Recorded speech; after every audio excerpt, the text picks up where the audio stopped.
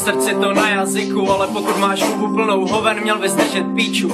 Čechy nejlíp vystihujou slova síla zvyku, ať už jde o lifestyle, hip-hop nebo politiku. A nejsme konzervativní, spíš se bojíme změny, proč tady asi komunisti tak dlouho vydrželi. Zas když jsme ze zlatých českých udělali rychlé ruce, tak se nedivím, že se tak odkládala revoluce. To bylo jedno, někomu to bylo dvě, já nechci, aby peklo bylo synonymem slova svět. Pivo udělá i ze zedníka kandidáta věd, jenže pak melem dookola stejně jako DR. A komentáře státu jsou spíš lekcí z anatomie, někde mezi nohama a mezi půlkama to je, že za 20 let jsme si stihli ujasnit, kde jsme. Super, ale ptám se, řešení je kde? Řekni, řešení je kde?